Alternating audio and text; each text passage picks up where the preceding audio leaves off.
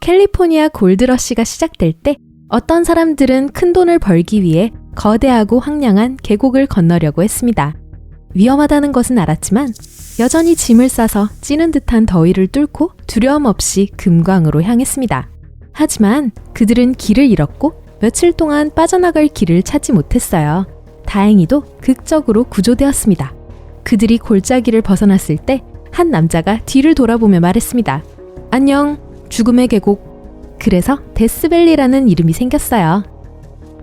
데스밸리는 라스베이거스에서 차로 약 2시간 거리에 있는 캘리포니아와 네바다주 경계에 있는 북부 모하비 사막에 위치해 있습니다. 면적이 7,800평방킬로미터에 달하는데 런던의 5배 크기입니다.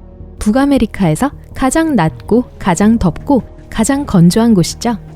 1913년 미국 기상국은 데스밸리 퍼니스 크릭에서 56도의 온도를 기록했습니다. 이것은 기록적인 것이었지만 평상시에도 한 여름날 동안 온도가 50도에 달합니다. 이곳은 왜 이렇게 더울까요?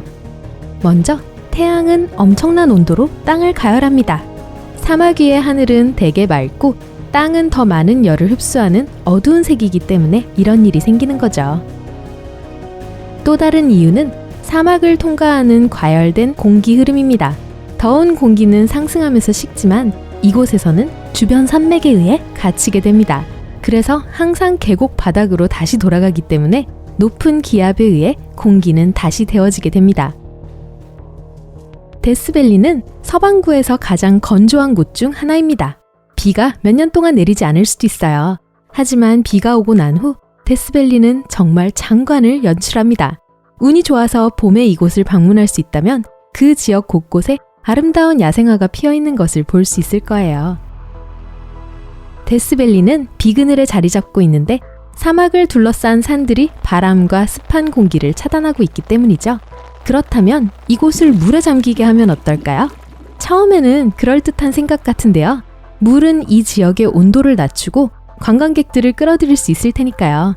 상상해보세요. 이 생명 없는 풍경 대신에 크고 깨끗한 호수와 편안한 호텔의 모습을요. 하지만 그렇게 간단하지 않습니다.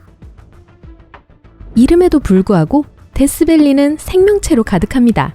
100종이 넘는 식물이 살고 있고 국립공원으로 지정되어 있어요. 약 440여 종이 혹독한 기후 속에서 생활에 적응했죠. 사막 큰 뿔양은 그곳에 사는 동물 중 하나입니다. 능선과 협곡은 발굽이 있는 이 동물에게는 문제가 되지 않습니다. 그들은 사막 지형을 쉽게 통과할 수 있습니다. 데스밸리에서 가장 큰 포식자는 코요테입니다. 코요테는 다양한 환경에서 살아남을 수 있고 먹이가 있는 곳이라면 어디든 살 수 있습니다. 사막 지역에 사는 코요테들은 가벼운 털코트 덕분에 열을 견딜 수 있습니다. 하지만 이곳에 사는 가장 특이한 동물은 어둠 속에서 빛을 발하는 정갈입니다. 자외선 아래에서 형광으로 보이는 껍질 속의 화학물질 때문입니다. 하지만 이 정갈은 쉽게 발견되지는 않아요. 왜냐하면 매우 작고 지하에 살기 때문입니다. 이곳 데스밸리에서는 바위조차도 그 자체로 독특한 삶을 살고 있습니다. 정말이에요. 혼자 움직여요. 이 움직이는 바위에 대한 많은 이론들이 있습니다. 레이스 트랙 플라야라는 곳에서 이상한 일이 일어납니다. 이곳은 표면이 완벽하게 매끄러운 말라붙은 호수입니다. 돌은 호수 바닥을 따라 분당 5m의 속도로 움직입니다. 돌은 사방으로 100m까지 여행할 수 있고 오른쪽 왼쪽으로 돌기도 하고 심지어 출발 위치로 돌아가기도 합니다. 오랫동안 아무도 실제로 돌이 움직이는 모습을 보지 못했지만 사람들은 땅에 남겨진 레이스 트랙 자국을 연구했습니다. 2014년 드디어 이 수수께끼가 풀렸는데요. 저속 촬영한 비디오 영상은 돌이 물, 바람, 그리고 밤 동안 형성되는 얇은 얼음층의 완벽한 균형 때문에 움직인다는 사실은 보여줬습니다. 바람에 실려온 움직이는 얼음이 미끄러운 표면을 가로질러 바위를 끌고 가는 거죠. 이곳은 배드워터 분지라고 불리는 데스밸리의 사막 바닥입니다. 해수면 아래 85m로 자유의 여신상 높이와 거의 비슷하죠. 이곳은 북아메리카에서 가장 낮은 지점에 타이틀을 가지고 있어요. 이 근처에 더 낮은 지점이 있지만 걸어서 도달할 수 없습니다. 그곳의 진흙은 하얀 소금으로 된 얇은 껍질로만 덮여 있어서 그 위를 걷는 것은 위험합니다. 이러한 이유로 배드워터 분지를 공식적으로 가장 낮은 지점으로 하기로 결정되었습니다. 흥미롭게도 미국 대륙에서 가장 높은 산인 휘트니 산은 이 가장 낮은 지점에서 130km 정도밖에 떨어져 있지 않습니다. 그 산의 높이는 4,400m입니다. 배드워터 분지는 보이는 것만큼 건조하지 않습니다. 어떤 곳에서는 거대한 지하 저수지에서 물이 표면으로 나옵니다. 아무리 기온이 높더라도 샘물은 절대 마르지 않습니다. 하지만 물의 질은 좋지 않습니다. 지면에 닿을 때쯤 물은 바닷물보다 2배나 더 염분이 많기 때문에 갈증을 해소할 수 없습니다. 건조한 곳에서는 표면에 쌓인 빗물이 증발할 때 형성된 소금 결정을 볼 수 있습니다. 아마도 이런 곳에서 절대 하고 싶지 않은 일은 달리기일 거예요. 하지만 어떤 사람들은 그렇게 생각하지 않는 것 같아요. 세계에서 가장 힘든 달리기 경주라고 알려진 배드워터 울트라 마라톤이 이곳에서 열립니다. 215km 경주의 결승선은 휘트니 산 비탈에 위치해 있습니다.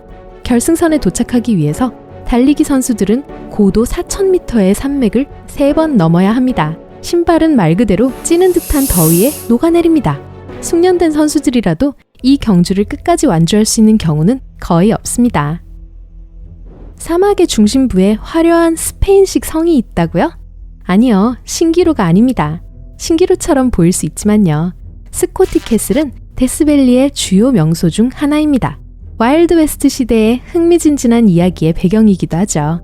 이 이야기의 주인공은 연기자, 카우보이, 금광 탐험가이자 모험가였던 월터 스콧과 알버트 존슨이라는 순진한 백만장자였습니다.